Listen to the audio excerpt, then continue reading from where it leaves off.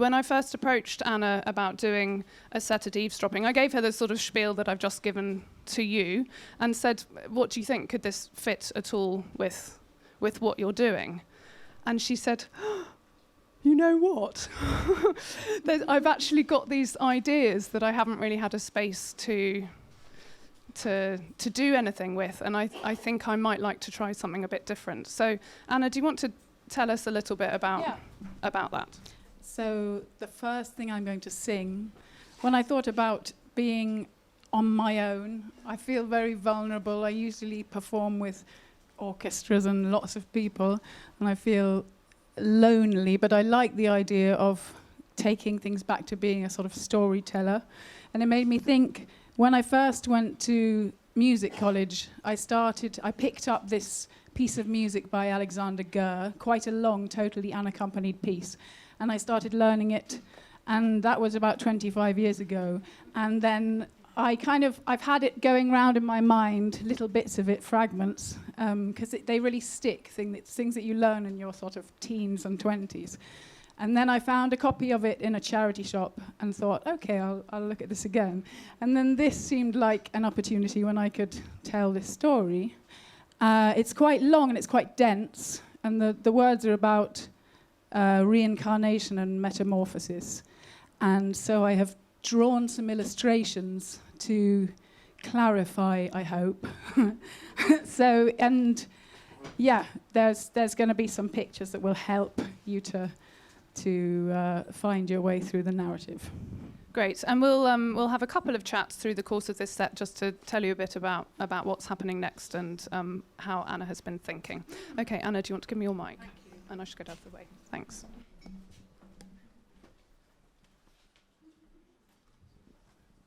Can you see the pictures?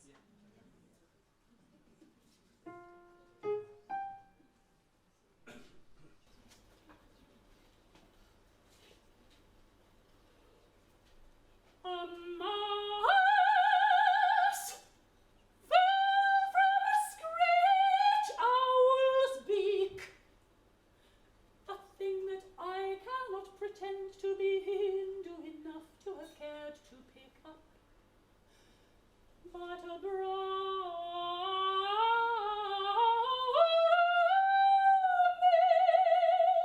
as I can well believe, straightened the fur which the beak had marred. Each country's code is what is preferred. I am not much concerned about pain which a mouse endures, but a Brahmin would as soon disdain our relatives, feeling that we submit to a fate that transforms us at death to a worm or beast, and lends even kings a transition state, a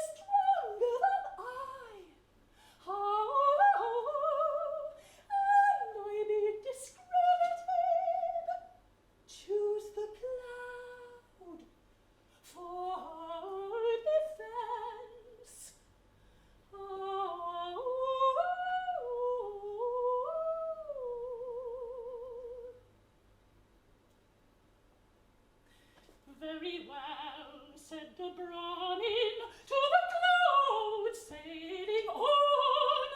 Were you meant for her? Were you meant for her? Alas, it answered not the one. The wind drives me from place to place. I'm whirled through the void, and dare not offend Boreas. I might be destroyed. The distraught Brahmin cried to the winds that blow, "Oh, wind abide, be embraced by my child in whom graces dwell." Boreas complied with a rush, but met a mountainside. Deterred lest interests coincide, the ground demurred and said, "I might incur trouble. 'Twould be unwise, lest a rat who was incommoded might weaken me by some tunnel he needed." Rat!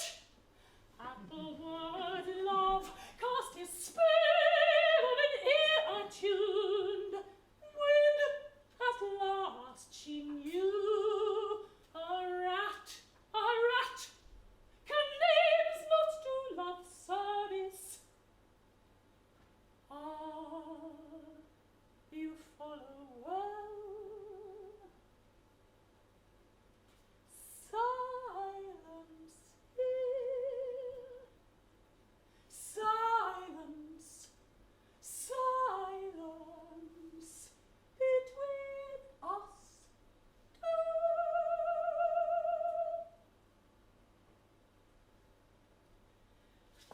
Were it in the traits of a place from which we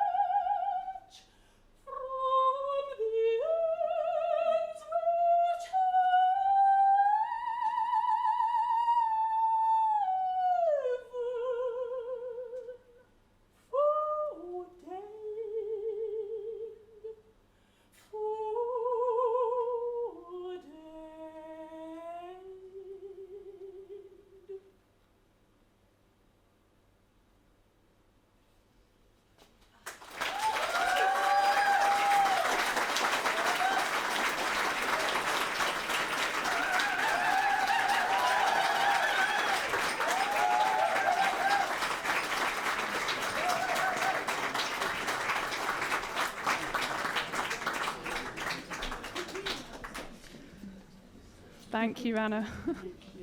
That was a piece by Alexander Goehr, and you might have to do the title because it's got a lot of words in it.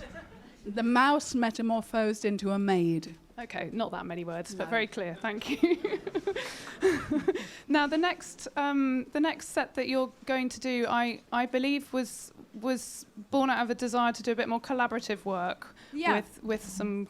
Well, there's some other people I collaborate with quite regularly, but usually the impulse comes from, I feel like I'm more of a tool in their arsenal of a devil's tool. And so I thought it would be nice to kind of reverse that a bit. And I You was mean to initiate? to initiate it myself, yeah. And the kind of, I've always really enjoyed playing the game. Sometimes it's called Exquisite Corpse, where you draw a head and then you pass it to the next person, they draw the body and then the legs like that. And I wondered if it would be possible to compose some little silly songs like that. And so I did this with my two friends, Anat Ben-David, who is here somewhere, and Lena Lamger. And they're quite differing results. But also with Anat's, the one I did with Anat, we wrote the text ourselves and we kind of did it bit by bit, piecemeal. But the one I did with Lena, she chose a bit of Shakespeare and I chose some bits of the Pillow Book by, say, Shonagon. So there's a sort of mixture. I'm very nervous about the next one because I'm going to play the piano and sing, and it's very low, and I'm worried that it's going to be very growly, and I'm worried that my fingers are going to go jelly-like. So, how can we encourage you? Would you like a hearty round of applause before No. you sit? No, not at all. Fine. Why don't we just tell you to get on with it, okay, Anna? okay. So okay. we've got a double brace of exquisite corpses. Is that correct? Yeah, that's right. And Please. behind us are some exquisite corpses. The first set Anat and I did together, and the next set is a sort of mélange of some that I did with my nephew and my dad. Fantastic. Thanks, Anna.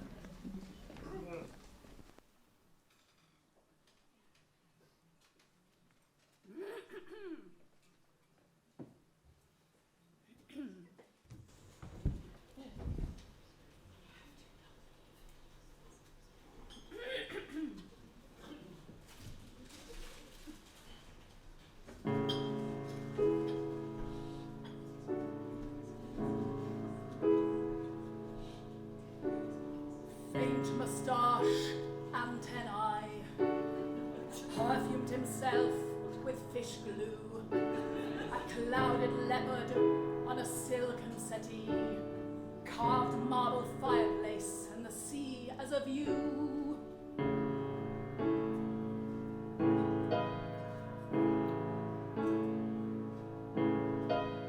Luxury ocean, marvel of rocks, glimmering gleam, ashes on docks. The ocelot smiled only once, only once. The dead sent the guests at Mary's, scattering for cover like rats under siege.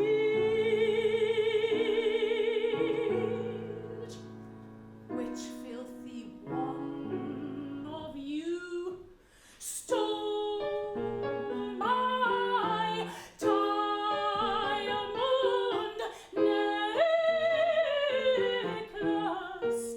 It was given to me in remembrance of long, long friendship by Greta Garbo.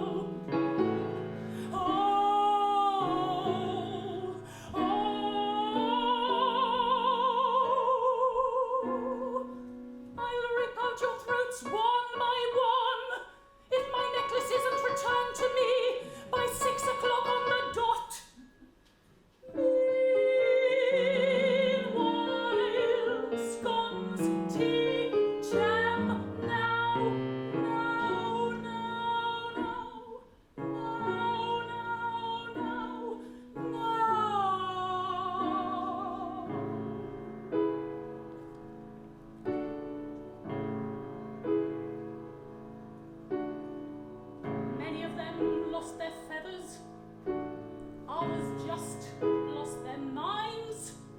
He stood on his head, whistling Chant de Départ, a little too much for this kind of crowd. And anyway, one mustn't succumb to illusions that a scone should be made to obey. Tea must appear and jam disappear and come back by the end of the day. Well, the chef had enough, rushing out in a half. They were left with his cuffs and old lettuce.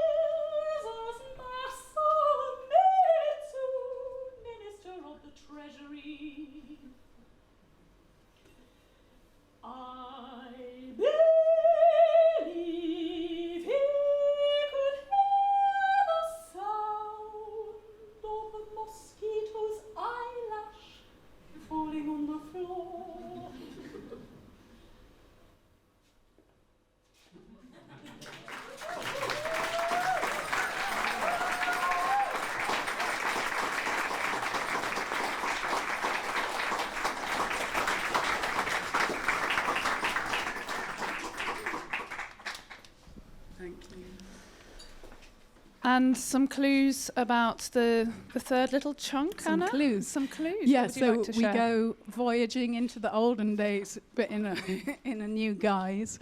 And I've got three pieces, 2 pieces by Barbara Strozzi, who was a Venetian composer of the 17th century and a really wonderful woman in control of her career, and at a time when not many people were, and an amazing composer, and an even earlier woman composer called Hildegard of Bingen, who was a mystic and a nun and wrote really rhapsodic, beautiful music. They're all in foreign languages, these. There's some Italian and some Latin. So maybe, can I go one by one and say a bit about the texts? Do whatever you want. Can I keep this? Is this, yeah. Okay. But you might want to turn it to go like that. We'll just have a little tube.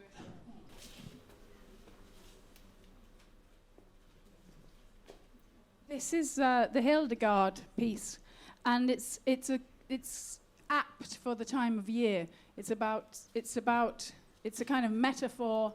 It's speaking about the Virgin Mary, but it's talking in terms of buds about to burst forth into flower, and fecundity and richness and birds singing, and it's this kind of greenest. It's about this fresh greenness and newness of life at this time of year.